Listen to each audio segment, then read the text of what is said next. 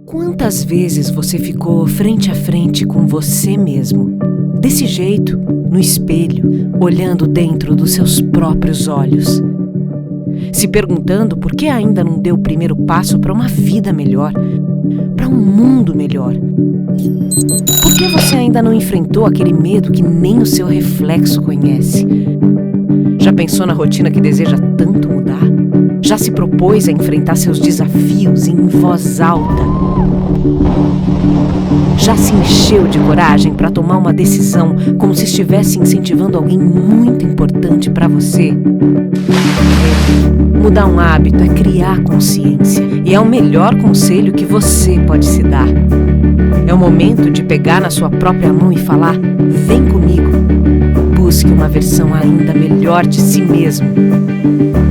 Vamos juntos? Mude um hábito. Unimed.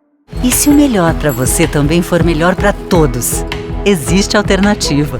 Escolhendo o Sicredi, você une as suas necessidades financeiras com o desenvolvimento da sociedade, porque reinvestimos os recursos na sua região. Somos a alternativa que oferece soluções financeiras ideais, taxas justas e atendimento próximo, humano e digital.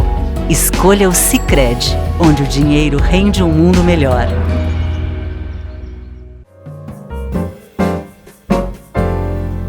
Muito boa noite a todos, nossa saudação. Muito obrigado por prestigiarem o nosso programa Painel, sempre aqui na TV Erechim, sempre num oferecimento, uma parceria com a Unimed Erechim. Unimed, cuidar de você, esse é o plano. E Sicredi, traga sua poupança para o Sicredi e veja como é mais negócio poupar aqui. Sicredi, gente que coopera, cresce. Bom, nós vamos passar um pente fino aí, dar uma panorâmica sobre o ano de 2023 no que diz respeito ao Ipiranga Futebol Clube, o nosso único representante no futebol profissional aqui de Erechim, já de longa data, e ficamos um orgulho para a região norte do estado do Rio Grande do Sul, para o futebol da região norte do estado do Rio Grande do Sul. Infelizmente, parece que grande parcela da população não tem compreendido a relevância desse fato, do que representa o Ipiranga Futebol Clube hoje. Se nós reportarmos aos anos 1960, 1950, 1970, nós vamos encontrar um Ipiranga disputando o amador, posteriormente pleiteando aí a sua ascensão aí à divisão de acesso, que já era uma conquista, o que foi alcançado, depois a divisão principal e depois outros campeonatos que sucederam, enfim, dá para citar aqui a Copa do Brasil, a Série D, e depois a Série C, enfim. E o Ipiranga encontra-se hoje na Série C, mas nós vamos dar uma panorâmica juntamente, nós não, quem vai falar vai ser o presidente do clube, que eu recebo com muito prazer aqui, o senhor Adilson Stankiewicz. Seja muito bem-vindo e sinta-se em casa aqui. Olá, Odi, olá aos telespectadores da TV Erechim, sempre um prazer para a gente estar aqui, para poder falar um pouquinho do nosso Ipiranga e principalmente daquilo que ocorreu nesse ano de 2023.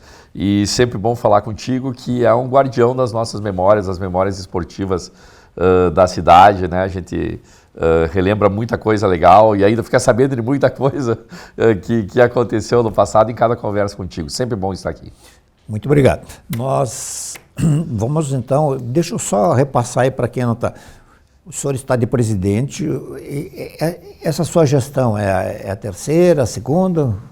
É a terceira gestão, nós estamos completando 6 anos à frente do clube e projetando o futuro aí também.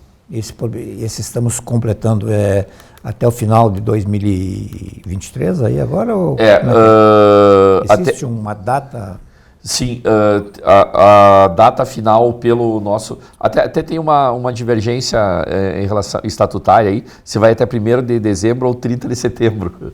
30 de dezembro. Não, 30 de setembro agora. 30 de setembro agora. Pela nossa ata é 30 de setembro, pelo nosso estatuto é 1º de dezembro, nós estamos ajustando isso junto com o nosso jurídico lá. Mas, independente disso, a eleição do clube ela ocorre nesse mês de setembro, e aí vamos ver como é que vai ficar a composição então da nova diretoria. Quem é que vota? Como? Quem é que pode votar? Assim como funciona o nosso sistema eleitoral, né? O voto é dos conselheiros. Então os conselheiros são quem escolhem os mandatários do clube. E os conselheiros eles são eleitos pelos associados, né, com mandato de 3 anos, e o nosso mandato é um mandato de 2. Esse ano aqui não tem renovação do conselho, a renovação do conselho é o ano que vem, né? Esse ano aqui a renovação é do quadro diretivo, do quadro da direção executiva. Quantos conselheiros o Ipiranga tem? São 60 conselheiros, 50 titulares mais 10 suplentes. Então, até o final do mês vamos saber, o senhor pode concorrer ou como é que ficou essa questão? Sim, o nosso estatuto ele permite eleições consecutivas hoje, tanto que estamos na 3ª gestão, né?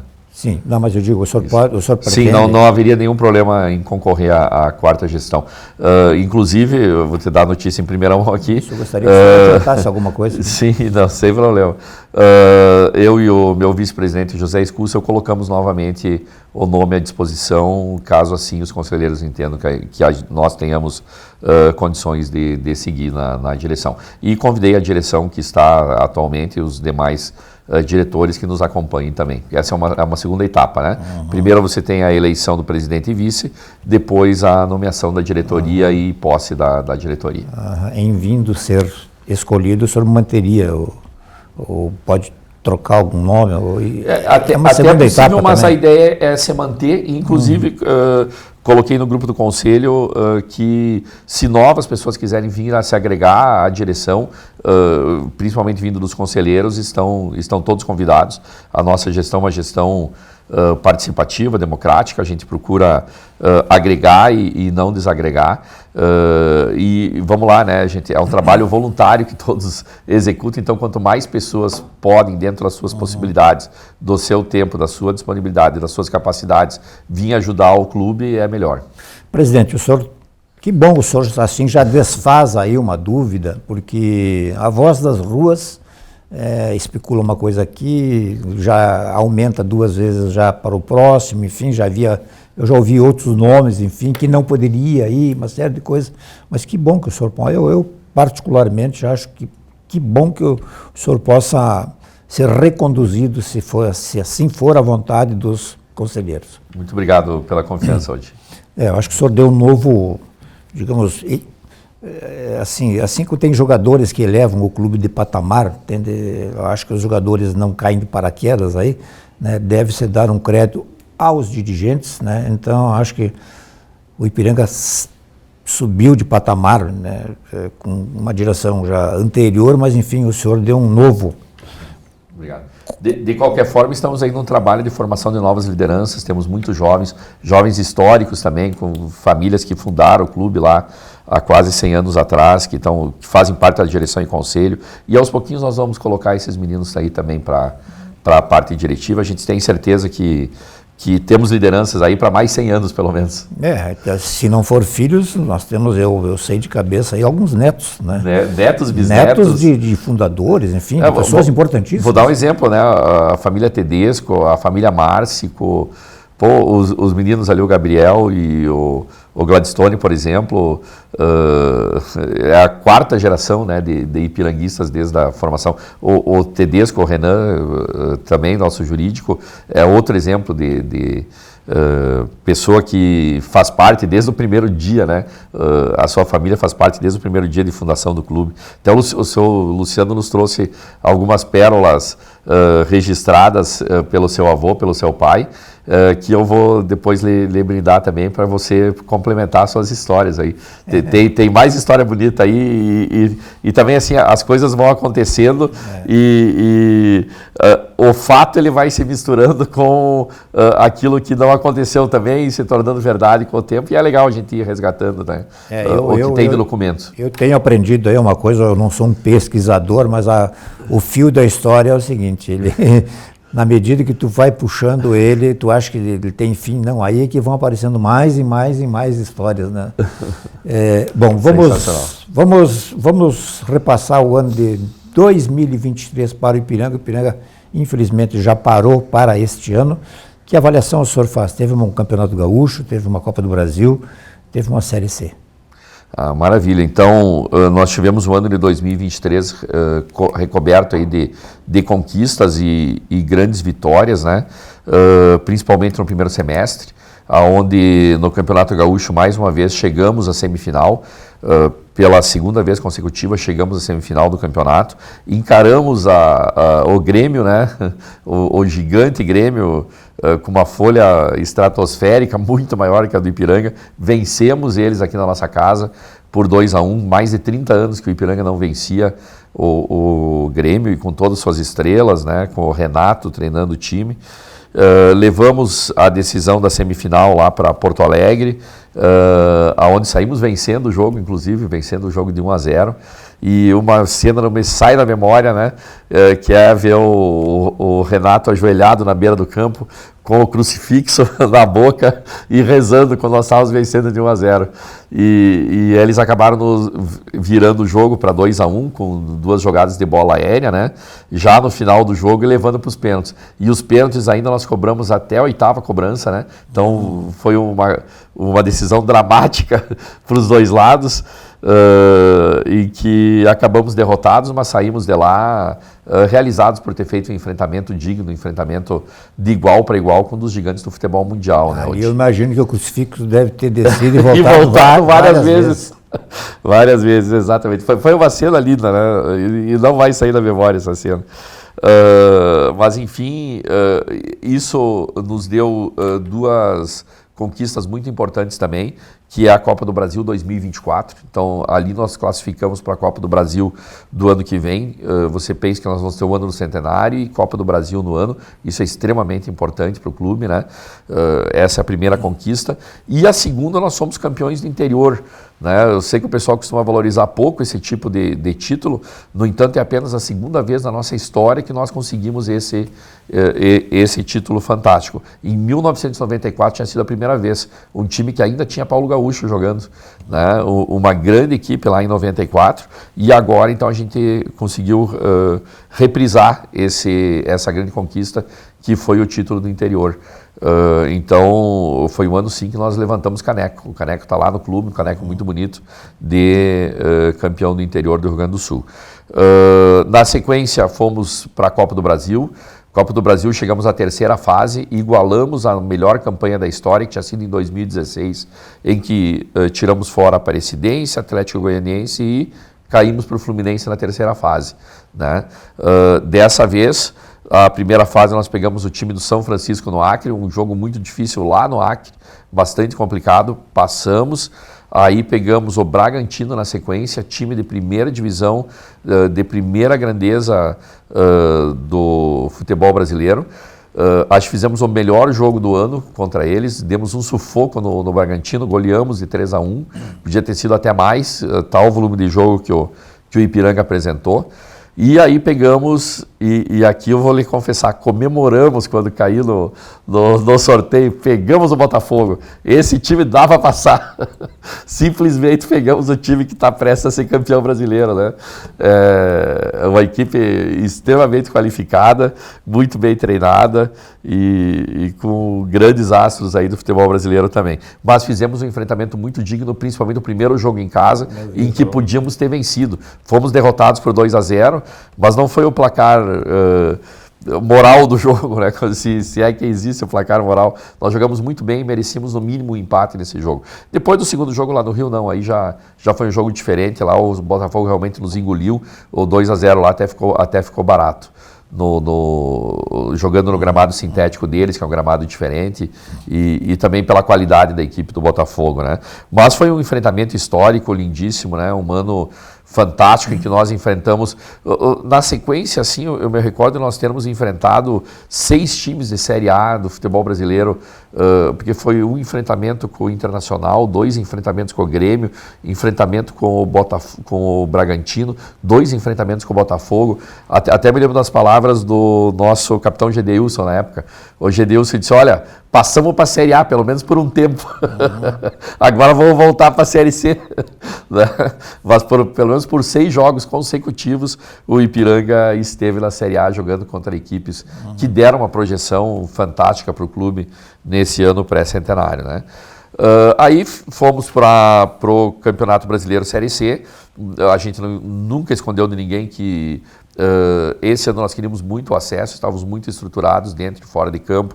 A equipe era qualificada para buscar o acesso, então demos essa esperança para o nosso torcedor, né? Começamos muito bem, arrancamos muito bem o Campeonato Brasileiro da Série C. Por 8 rodadas estivemos dentro do G8, saímos vencendo o América de Natal lá no Rio Grande do Norte.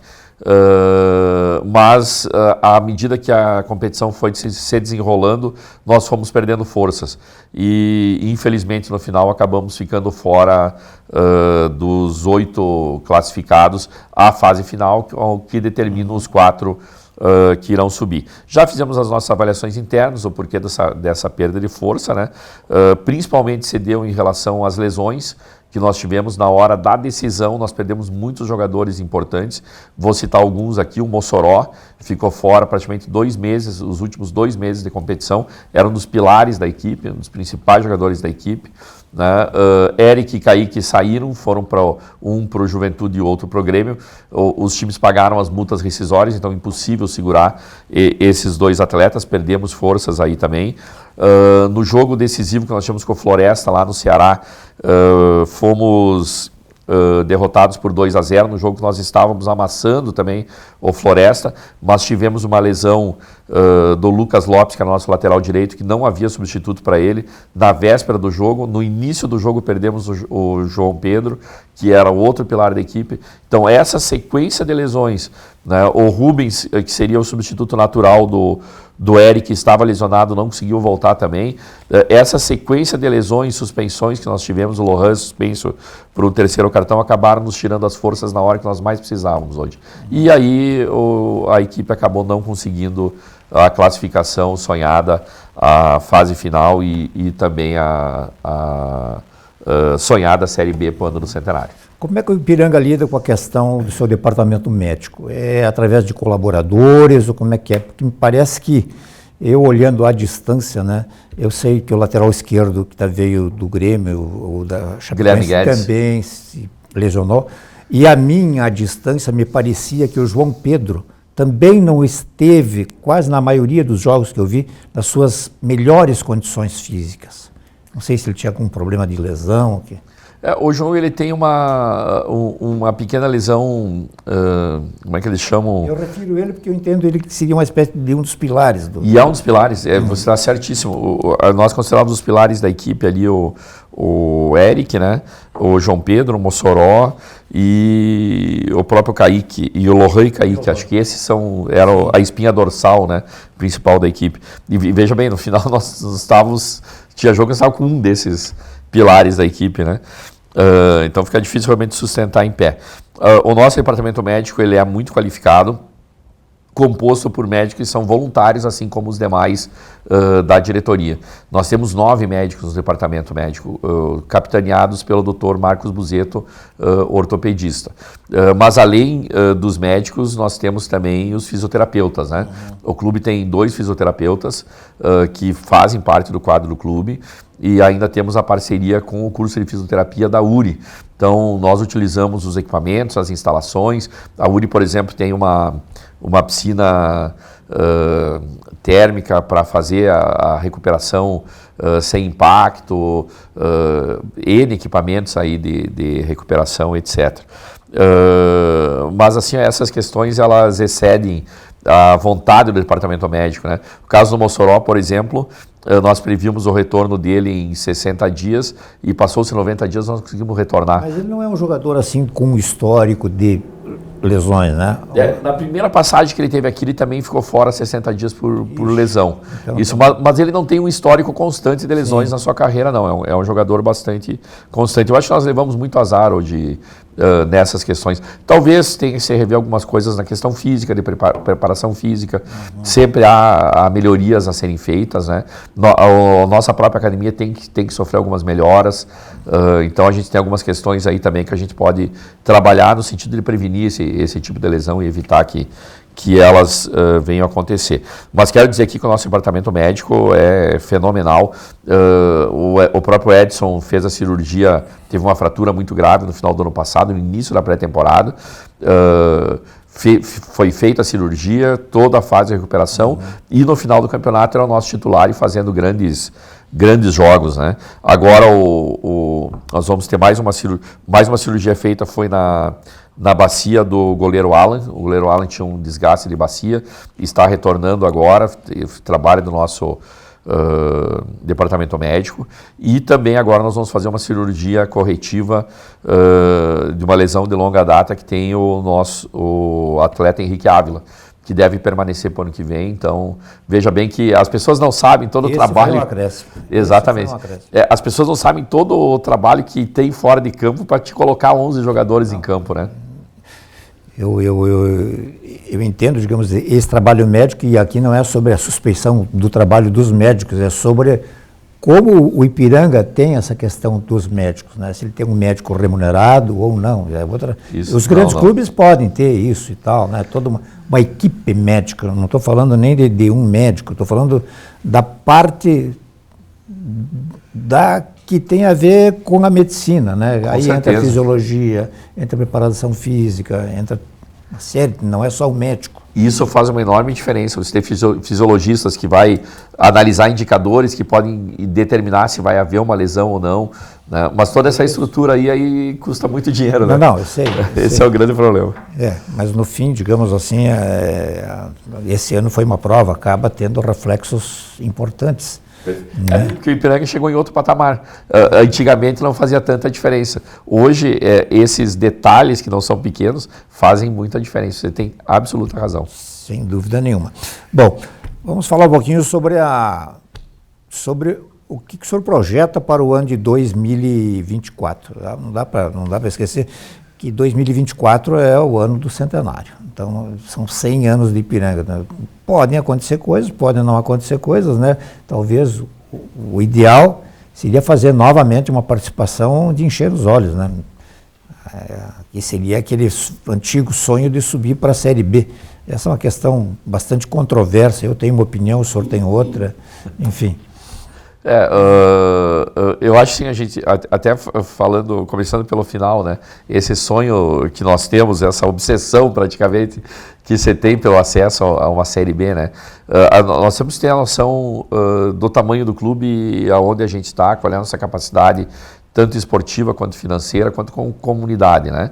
Não podemos ser ufanistas, dizer que o Ipiranga vai disputar uma final de mundial, não é essa a nossa realidade.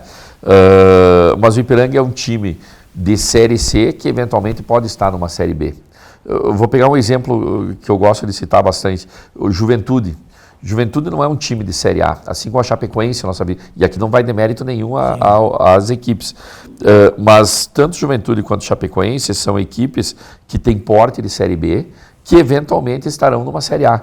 Então vão jogar alguns anos Série A, voltam para a Série B, e o Ipiranga não vai ser diferente. Nós, em algum momento da nossa história, subiremos para a Série B, né, e em algum momento retornaremos à Série C. E se nós ficarmos nesse patamar, eu acho que é um patamar, em termos de grandeza, fenomenal. Estaríamos entre os 40 maiores clubes do Brasil, pelo menos temporariamente, e a projeção esportiva e econômica é enorme hoje. As diferenças são muito grandes. O importante é você estar lá e não se deixar deslumbrar pela luz e tentar ir além dos seus recursos para permanecer. Aqui também eu vou citar um clube que talvez tenha em algum momento tentaram fazer isso e trouxe muitos problemas. O Brasil de Pelotas acabou hoje estando numa Série D, esteve por 5 anos numa Série B e não conseguiu se sustentar Série C, Série D. E isso é muito ruim. Juventude subiu para a Série A, se estruturou, colocou mais estrutura no estádio, deixou todos os seus setores redondinhos, desceu para uma Série B. Hoje está lá numa Série B, lutando na parte de cima da tabela, buscando novamente, quem sabe, uma Série A. E essa vai ser a história do Juventude, essa vai ser a história da Chapecoense, né? E a gente espera que seja a história do Ipiranga também. Assim como ninguém entra numa eleição para perder, ninguém entra num campeonato para ficar aonde está. Então, acho muito legítimo sonhar com a Série B. Mas eu flagro, às vezes, um certo exagero, e quem sabe nem seja exatamente de parte de comissão técnica ou de dirigentes, mas até de próprios setores da própria imprensa. E isso as pessoas ouvem e leem, né? Isso acaba criando uma sensação de que nós vamos estar lá. Nós vamos estar lá. E eu tenho amigos de Pelotas, né? Pô, quando estava na Série C, o Brasil tinha uma folha de pagamento X. Os jogadores tinham, em média, um salário X. Quando foi para a Série B, para você trazer aquele jogador X, ele não queria nem conversa. E isso é muito engraçado. Isso foi para X2, X3, X4. Porque é o mesmo jogador, mas numa série ele quer tanto e na outra ele quer tanto. Aí que tá. Isso não é fácil hoje, não é fácil. Mas então tem que ser, essa questão tem que ser muito bem cuidado. E nós temos isso muito claro. Caso nós tenhamos um acesso, nós não vamos fazer loucuras. Hoje a folha do Ipiranga, na Série C, ela chegou a girar na faixa de 400 mil. Foi a maior folha da nossa história. Mas para o ano que vem nós estamos pedindo uma folha de 300, que é a nossa realidade. É o que nós conseguimos pagar. Se nós tivermos avanços em Copa do Brasil, por exemplo, e conseguirmos angariar recursos, a gente até pode incrementar a folha. Mas em princípio a nossa folha é de 300. Numa Série B, nós não excederíamos aí uma folha de 500 mil.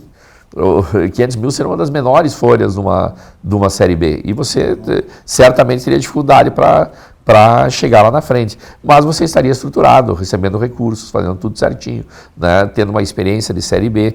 Então, isso que você falou é extremamente importante e é importante que as pessoas se conscientizem disso também. Mas vamos lá, muito da culpa, da expectativa de estar numa Série B é nossa e muito minha, porque nós temos essa obsessão. O senhor se empolga e nós queremos colocar o time lá. Não, e tenho certeza que nós estaremos. Em algum momento, assim como aconteceu com o Caxias, sofreu 8 anos numa Série D e conseguiu acesso à Série C, batendo na trave, o Ipiranga vai chegar lá também. Ao natural, nós chegaremos lá. Eu não preciso lhe pedir nenhuma licença, mas eu acho o seguinte, o jornalista precisa também ser compreendido quando ele faz as suas observações, que só critica, mas às vezes é preciso alguém fazer certas ponderações, observações, no sentido de, olhando de fora, às vezes tu pode jogar uma luz que de repente quem está lá sufocado de problemas e contas e coisas, ele só vê a Série B, ele só vê no horizonte aquilo. E acha que de repente, como houve outrora na política, porque não é a favor, é contra. Não é bem isso. Às vezes, eu tenho para mim, olha, sinceramente, eu me lembro de uma vez que o Ipiranga estava na divisão de acesso, e o Ipiranga foi disputar o seu retorno em Vacaria. E um jogo que foi a pênalti, né? O senhor já estava de presidente, eu acho.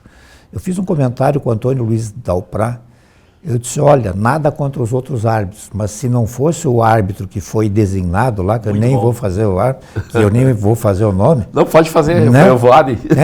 O Ipiranga teria imensas dificuldades em voltar, né? Porque a história dele impôs um jogo tranquilo. Hoje eu vou te contar uma história desse jogo. É sempre legal aquelas histórias, né, que vocês pegam de bastidor também. Nós fomos derrotados em casa no primeiro jogo por 2-1 aqui no Colosso Alagoas. Um jogo duríssimo, e nós tínhamos um bom time. Tinha o Reinaldo em campo, Jackson, Marco Antônio, Fidelis. Era um timaço, né? O próprio David no gol. E o primeiro jogo aqui, a equipe do Glória foi superior e nós não conseguimos jogar. Bom time também. Bom time, não conseguimos jogar. Eles nos venceram por 2-1 na nossa casa. E aí vai lá pro para o estádio lá do Glória, onde certamente toda a comunidade ia abraçar, ia estar lotado. Altos da Glória. Do meu amigo Décio Camargo, presidente, uma pessoa fantástica lá que não deixa a equipe cair também. E a gente sabia que lá ia ser muito difícil, né? Quando nós chegamos lá com o ônibus para entrar no estádio, tinha laser, eles já tinham separado, tinha várias barracas com barris de chopp do lado de fora, tinha narrador de rodeio falando sobre o Glória campeão e no acesso, né? E aí nós estávamos descendo do ônibus e um dos nossos diretores lá comentou: olha a festa que eles estão fazendo aí pro acesso deles, né? E o Jackson, descendo do ônibus, olhou para trás e disse: deixa comigo. 10 minutos de jogo, o Jackson marcou o gol, efetivamente, que nos levou aí para a decisão por pênaltis, né? Quer dizer, eles comemoraram antes, não deviam ter comemorado. Bom, mas voltando então à questão aí, né? Nós vamos fazer sim as observações que têm que ser feitas, nós achamos pertinente em respeito ao torcedor, né? Porque o torcedor, ele é muito observador, ele conhece futebol, né? E tomara que, digamos, com os pés mais no chão, com humildade e reconhecendo especialmente, eu acho que o Ipiranga participa de um grande campeonato que é a Série C. As pessoas valorizam um pouco, olha a festa que o Caxias fez. O Caxias estava aqui, onde? Na Série D, né? Eu recebi na semana passada um amigo meu que reside em Caxias do Sul. O Caxias, pobre Caxias, ele deu azar, ele pegou um time forte, né? E foi lá e conseguiu, né? Então, o acesso para a Série C. O senhor disse que o Ipiranga vai investir menos, mas o ano que vem nós vamos ter Caxias, nós vamos ter, provavelmente, está se ensaiando aí a Chapecoense, que eu torço que permaneça na Série B, né? Não sei se o São José vai conseguir avançar, né? Mas a Ferroviária de Araraquara, se eu não me engano, time muito qualificado, qualificado, time do interior de São Paulo. Nós vamos ter, enfim, a dureza que sempre foi. Vamos ser francos. As 4 equipes que subiram da Série D, equipes muito boas. E vou destacar uma aqui agora. Anote aí que ano que vem vai incomodar e é capaz de subir. O Atlético de Minas Gerais. Equipe muito estruturada, chega por 2 vezes também a semifinal do seu estadual. Mas e aí, como é que o Ipiranga vai fazer? Que time o Ipiranga vai montar? Vai ficar a cargo de quem? Montaremos a melhor equipe possível mais uma vez hoje, mas dentro da nossa realidade financeira, sem sair daquilo que a gente prevê. Porque se você não tiver sustentabilidade financeira, todo o resto acaba ruindo, né? Então nós temos o nosso orçamento, vamos ficar dentro do orçamento, e se nós tivermos conquista dentro de campo, que vamos lá, né, gente? O que tem nos dado recursos é o campo, é o jogo. Quer dizer, as conquistas que o Ipiranga teve, a Copa do Brasil, a própria Série C desse ano teve cota, foi 800 mil de cota para cada clube. Então, como você falou, a Série C está ficando cada vez mais vai ter interessante. Em 2024? Com certeza. No mínimo, essa cota se repete para o ano que vem ou mais. Nós vamos pedir um aumento para a CBF. Eu acredito em 1 milhão já para a primeira fase. A equipe que passou adiante de fase já recebeu mais 200 mil, esses 8 que classificaram. Então, eles já receberam 1 milhão. E a equipe vencedora, 300, e o vice-campeão, 200. Então, veja que a Série C hoje já está pagando mais que o Campeonato Gaúcho. O Campeonato Gaúcho, a cota é mais ou menos 1 milhão para cada clube, né?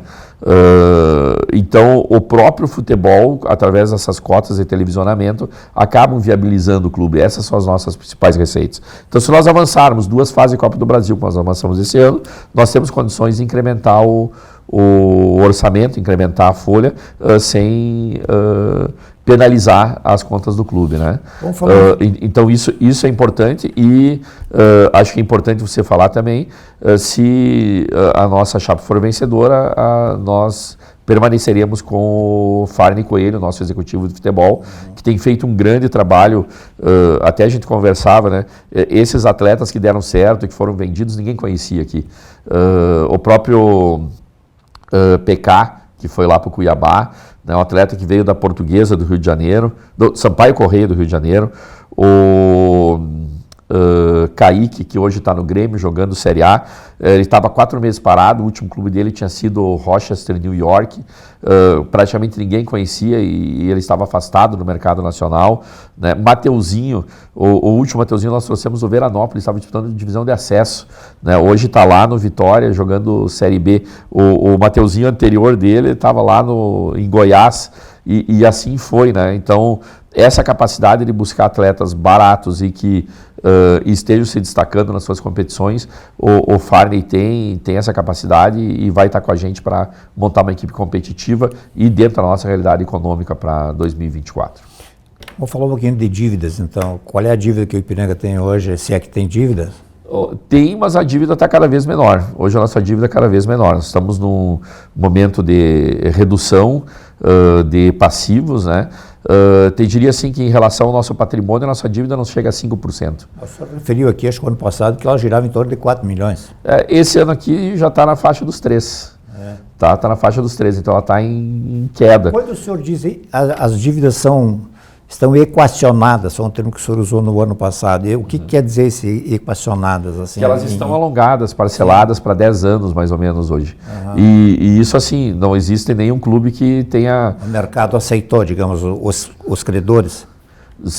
E isso já desde o começo da nossa gestão, já desde 2018. Se não tivesse aceitado, nós já não estaríamos aqui rodando, né, futebol e fazendo as coisas acontecer. A dívida está cada vez menor, nós temos um número muito pequeno de processos trabalhistas, os poucos que você tem, eles estão parcelados, dívidas fiscais antigas também, muito antigas, que nós tínhamos todas elas parceladas, alongadas. Hoje o Ipiranga é um clube que tem todas negativas. Se você for buscar, temos negativa no Serasa, temos negativa da FGTS, do INSS, enfim, estamos recebendo recursos da Time Mania.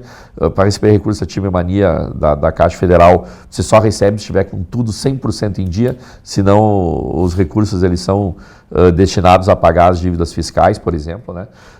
Nós não vivemos assim como nenhum clube vive, nenhuma maravilha que está sobrando dinheiro, coisa assim, mas estamos absolutamente equilibrados. Todo dia é uma luta para pagar as contas no dia seguinte. Isso também quero deixar bem claro. Não é fácil e as contas elas se multiplicam, né, em clube de futebol, principalmente quando está em atividade, né? E quando não está em atividade é mais difícil ainda, porque é mais difícil de se arrumar recursos.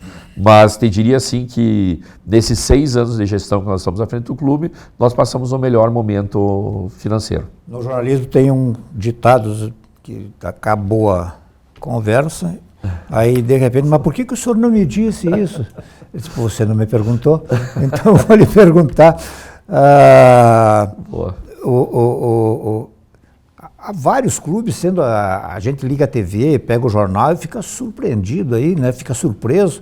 O Ipiranga não recebeu nenhum contato, um namoro para se transformar numa SAF, não? Recebemos vários hoje. Teve uma época que recebia... Toda semana recebia 2 ou 3 contatos desses para se tornar SAF. Mas, assim, é uma questão ainda que é bastante polêmica, né? O que a gente observa? Os clubes que se tornaram SAF nesse primeiro momento são aqueles clubes mais endividados, aqueles que não tinham outra solução. Partiram para a recuperação judicial primeiro, para poder estancar as suas dívidas, e uma vez seguradas as dívidas, partiram para a SAF para liquidar essas dívidas e ter capacidade de trabalhar. Não é o caso da necessidade do Ipiranga. Aliás, eu me lembro de uma pergunta aqui para o Fernando Carvalho que fizeram, né? O Fernando Carvalho, ele também tem clubes pelo Brasil e investe em SAFs, etc. O filho dele, o Martin, é o gestor do América, lá de Natal, da Série C. Para o Internacional, pedindo para ele, você recomenda fazer uma SAF? Não, para o meu Inter não.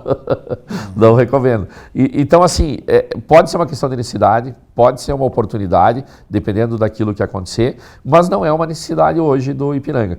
O nosso formato associativo, com uma gestão profissional, está atendendo plenamente aquilo que a gente espera. Mas aqui a gente não fecha portas. Se vier uma proposta muito boa de SAF, que mantenha o controle do futebol e administrativo com as pessoas que estão no clube, não vejo problema se houver um investimento, né? Mas teria que vir uma proposta nesse sentido. Até hoje, uma proposta muito boa para nós não veio. Veio proposta boa para quem propõe a SAF. Olha aí, a pergunta foi pertinente, acho que valeu, porque eu não tinha ouvido falar uma resposta assim. Nós vamos fazer o nosso intervalo obrigatório e já voltamos. Somos vizinhos, conterrâneos e profissionais de saúde. Aqui tem gente, aqui tem vida, aqui tem Unimed. E se o melhor para você também for melhor para todos? Existe alternativa. Escolhendo o Sicredi, você une as suas necessidades financeiras com o desenvolvimento da sociedade, porque reinvestimos os recursos na sua região. Somos a alternativa que oferece soluções financeiras ideais, taxas justas e atendimento próximo, humano e digital. Escolha o Sicredi, onde o dinheiro rende um mundo melhor.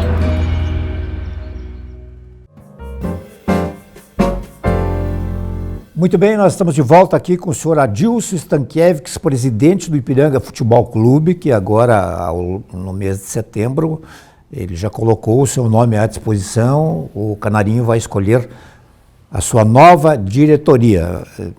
Vamos ver o que os conselheiros pensam a respeito. Acho que todo mundo imagina, mas nós não estamos aqui para... respeitando a propaganda eleitoral clubística, a legislação, estamos aqui para isso aí. Bom, aonde é que, assim, quem vai ficar, o senhor já tem uma lista, assim, de quem vai ficar, quem é que pode sair, quem é que já saiu, até para o torcedor ter uma ideia mais clara de uma voz oficial do clube. Beleza. Muita coisa ainda pode acontecer hoje, porque isso, agora a CBF ela abriu uma mini janela de transferência para que jogadores que foram de times eliminados da Série C possam jogar a Série B. Então abriu-se uma mini janela e pode ser que haja alguma movimentação de negociações nesse período aqui até o dia 15, né?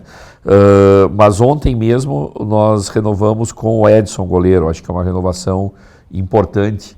E o Edson, até a chegada do Kaique, era titular incontestável. Os últimos jogos também ele fez grandes jogos, né? Foi responsável por alguns resultados nossos. Então, e é uma liderança, um jogador identificado com o clube. Acho que foi uma questão importante. Na linha defensiva, Lucas Lopes tem contrato até o final do Campeonato Gaúcho. Lateral direito. Ávila, lateral esquerdo, esse estamos em negociação, mas como ele vai fazer a cirurgia, como a gente falou antes, é uma negociação já mais consolidada, com certeza vai ficar com a gente. Heitor, o zagueiro, tem contrato até o final do Campeonato Gaúcho. O William, que veio por empréstimo do Cascavel, zagueiro que encaixou muito bem na equipe, estamos em negociação com eles, com o Cascavel, queremos que o William fique, o William quer ficar também, e estamos bastante próximos de fechar a negociação, esperamos que dê certo aí com o William também. Lohan é uma negociação muito difícil, nós gostaríamos que ficasse, né? Se o Lohan está aqui nos assistindo, já faço o apelo. Né? Mas é um jogador que tem mercado de Série B, a gente entende. O contrato dele se encerra agora, em novembro.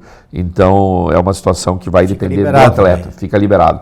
E a gente sabe que tem propostas aí de Série B para ele, então é um atleta que muito dificilmente ficará, para nossa tristeza, porque é um atleta de altíssimo nível. Clayton tinha cláusula de renovação automática, fizesse tantos jogos, fez os jogos, renovou, é um atleta que nos interessa muito, né? Mossoró tem contrato até o final da Série C, então está plenamente recuperado, está pronto para jogar. Série C agora, que acabou agora? A Série C do ano que vem. Do ano que vem, tá. Isso. O Jonathan Ribeiro, atacante pelo lado, tem contrato até o final do Campeonato Gaúcho do ano que vem, então já fica com a gente também, foi um jogador importante nessa reta final. Temos os meninos que agora já considero que alguns deles já estão prontos para integrar a equipe, inclusive se precisar nas posições titulares. O Gabriel Rosseto, né, centroavante, menino de 22 anos aqui, que está conosco já há 3 anos e agora está no ponto realmente de estourar, né, no bom sentido. Wanderson, a gente trouxe lá, chamou a atenção jogando pelo São Francisco lá no Acre, era goleador do campeonato lá, um menino que tem 20 anos, entrou nos últimos jogos, entrou muito bem. O Dudu, o Eduardo Dallagnol é cria da cidade, cria da nossa base, camisa 10, pé esquerdo. Guardem esse nome, esse menino aí vai jogar, além de jogar no grande time do Ipiranga, vai jogar em outras grandes equipes do Brasil, né? E também Fabião. Temos o Fabião, que é oriundo da nossa base, outro centroavante também forte. Esse menino aqui ainda no estágio um pouquinho abaixo dos outros, vai estourar daqui uns 2 anos ainda. Então esses atletas que eu te citei aqui, todos eles têm contrato com o Ipiranga até o fim do ano que vem. Nós contamos, se não me engano, hoje nós temos 12 atletas do grupo desse ano que seriam remanescentes para o próximo ano.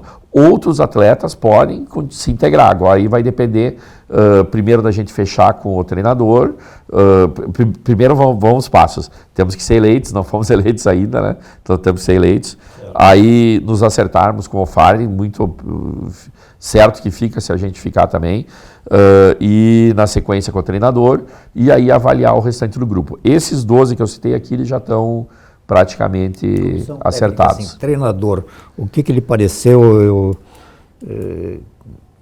Bom, não quero fazer críticas ao trabalho anterior, acho que o Luizinho fez um trabalho, tinha uma filosofia de jogo e toda filosofia de jogo deve ser respeitada.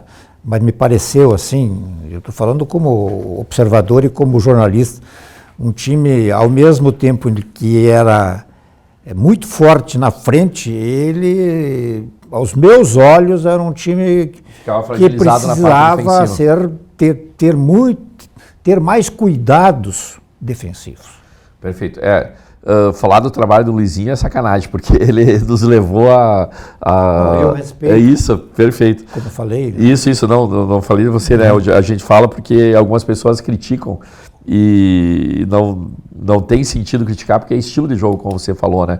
E você não tem... O ideal é você ter um time equilibrado, tanto na frente quanto atrás. No caso do Luizinho, nós tínhamos um time ofensivo, jogava futebol bonito, dava sufoco no adversário, mas sofria lá atrás. Mas com o Luizinho nós chegamos aí ao vice-campeonato gaúcho, campeão do interior, a essa classificação na Copa do Brasil. A gente só tem a agradecer à equipe do Luizinho, ao Polaco, ao Xande, enfim, tanto que o Luizinho já renovou lá no Confiança, né? Fez um bom trabalho lá também, já está renovado lá. Aí nós trouxemos o professor Gerson exatamente para buscar um equilíbrio. E o primeiro trabalho que o Gerson fez foi, como a gente fala, em arrumar a cozinha, né? Primeiro eu vou organizar aqui atrás para depois a gente poder organizar o meio e a frente. Só que era muito pouco tempo, eram 6 jogos apenas que ele tinha, né? E com a corda no pescoço. Então, ele mesmo fala, por exemplo, aquele jogo com o Remo, nós estávamos empatando de 1-1 e a necessidade de vencer fez nós nos abrir no final e tentar o gol, tentar buscar o gol. Lá nós podemos ter trazido um empate tranquilamente. Teve um determinado momento do jogo, se ele coloca o Robson, que era um volante de marcação, fechávamos o meio, ajeitava ali e levava até o final. Mas não, nós tentamos colocar atacantes aí no final para resolver o jogo que nós precisávamos dos pontos. Então, eu acho que o trabalho do Gerson ele ficou incompleto. E gostei muito da forma que ele trabalha, é um profissional assim, muito trabalhador, muito metódico e que escuta, quer dizer, escuta a gente, troca ideia, não é... muitos nessa área são arrogantes, é difícil de trabalhar, e o Gerson e a sua equipe não. Foi realmente uma grata surpresa. Gostaria que continuasse, então, uma vez eleitos, nós vamos conversar com o Farley, fazer a proposta ao Gerson e... o contrato vai ser com ele, então, assim, exatamente. Digamos, em se elegendo. Em se elegendo, exatamente. Em sendo eleito, sempre fazendo essa observação. Isso, perfeito. Gostaria, de minha parte, que o Gerson ficasse conosco. E acredito que tem a mesma vontade do lado dele, então não ficaria distante essa questão. Preparador físico, nós já trouxemos um da casa também, o Edson Belo. O Edson estava lá na Paraíba, tem vivência em grandes clubes aí do futebol brasileiro, conhece muito bem a Série C. Esse já é profissional da casa, né? Preparador de goleiros, o Christian. Nós temos hoje 2 analistas de desempenho, o Robson e o Carlos. Tem todo um staff, né? Isso também é outra coisa legal. Antigamente o Ipiranga tinha o treinador, preparador de goleiro e o auxiliar. Esse era o staff total. Hoje nós temos em torno aí de 10 pessoas que trabalham na comissão técnica em várias áreas, né, complementares. E ainda assim é pouco, como você citou antes. Perto de grandes clubes. Pouco não. À medida que tu vai subindo, a régua vai subindo. A régua vai subindo, as exigências vão subindo, as expectativas também, e o custo também. Exato. Acho que é importante para o nosso torcedor saber o investimento que o clube está fazendo hoje.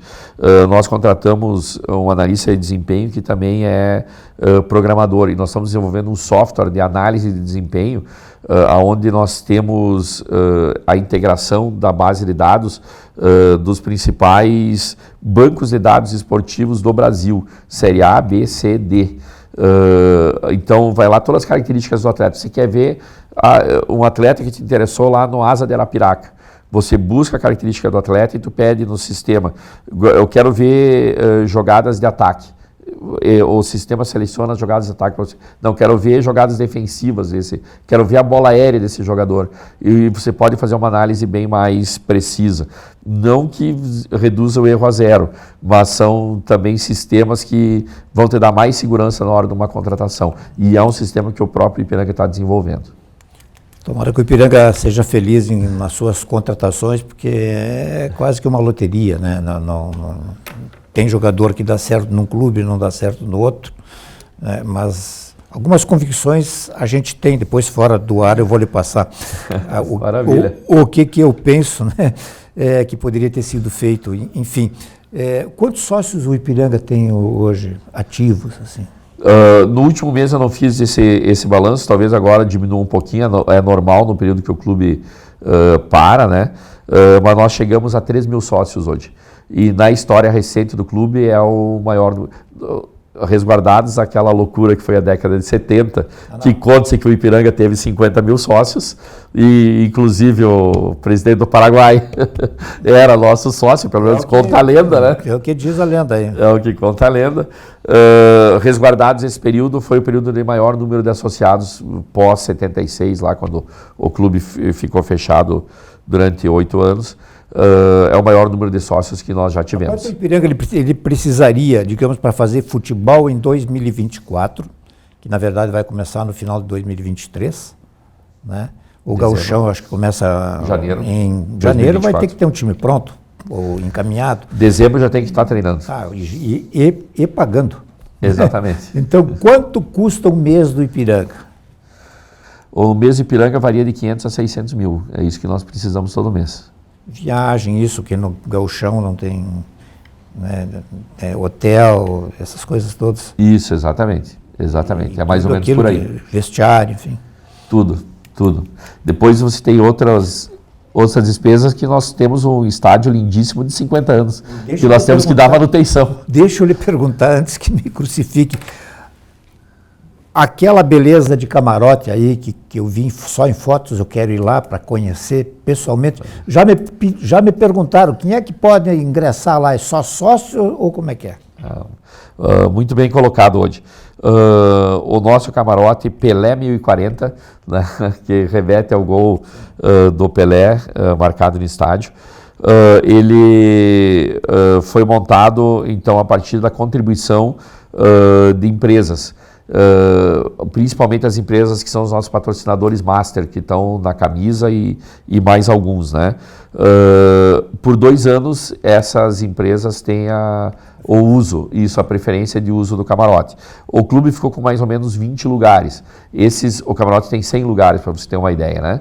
Mas é um espaço fantástico, não só de assistir o jogo, mas um espaço de entretenimento. Ele é muito parecido com o Brasão, né? Com o restaurante. Mas ele é um espaço anexo. Restaurante Não, ele ingressa por fora. E também o ingresso externo, ele é todo fechado, bloqueado em relação ao estádio. Fica toda a frente de vidro para você assistir o jogo, né? Tem 3 televisões de 65 polegadas lá dentro. E ali é um espaço de gastronomia, onde você pode tomar um vinho assistindo o jogo. Ele não está integrado ao estádio diretamente, então ele permite, assim como o restaurante permite, que você acompanhe o jogo. Mas é só para sócio, digamos assim? Nesse primeiro momento, durante esses 2 anos, é para essas empresas que compraram as cotas, que viabilizaram o investimento E esses outros 20 lugares aí nós vamos fazer a gestão. Então, por exemplo, vamos pegar lá 2, 3 sócios que estejam em dia com a tesouraria e vamos sortear para ele ter uma experiência diferente no camarote com 1 ou 2 acompanhantes, né? Eventualmente também vamos receber convidados, né? Nós vamos ter pessoal que vem da federação, que vem de outros clubes e vamos receber nesse espaço. Mas a ideia é se criar um espaço de entretenimento e você vai observar lá que é um grande museu do Ipiranga. Nós temos painéis desde com a foto dos... como é que era, do Ipiranga Constrói, os seus documentos, os títulos, depois a foto do Pelé. Isso, exatamente, está todo lá exposto. Então é um espaço fenomenal. E ele vai servir também, por exemplo, ao nosso associado que quer ir lá e fazer eu tenho um netinho que é apaixonado pelo Ipiranga, quero fazer uma festinha de aniversário. Lá tem um espaço para 80 pessoas na área de convivência comum, né? Vai ser atendido pela equipe do Brasão, então é só fazer o acerto com eles ali, faz a decoração, vai poder estar no campo, vai poder descer com as crianças até o campo, dar uma olhada. Fontezinha de renda. De receita para o clube. E isso é importante o pessoal saber. Ali a ideia é nós faturarmos em torno de 200 mil ano com o novo camarote. Presidente, nosso tempo se foi, aqui não tem prorrogação, infelizmente. Lhe desejo sorte na eleição. Obrigado. Né? E as suas despedidas. Muito obrigado pela entrevista. Muito obrigado. Quero aqui deixar um grande abraço ao meu vice-presidente, que esteve comigo à frente nesses 6 anos e se colocou mais uma vez a estar junto com a gente, que é o Zé Escúcio, é uma pessoa fantástica, que está há 30 anos lá no clube, ajudando demais. O nosso tesoureiro, Mário Cavaletti, foi um grande parceiro, o braço direito e esquerdo nas questões financeiras, e também o nosso presidente do conselho, o Ricardo Nagzik, foi outro grande parceiro nessa gestão. Muito obrigado pela oportunidade de estar aqui hoje, e eu quero dizer para o nosso torcedor que o ano de 2024 promete muito, a gente sabe da responsabilidade do centenário e vai fazer um grande ano para o Ipiranga. Boa noite a todos, até a próxima.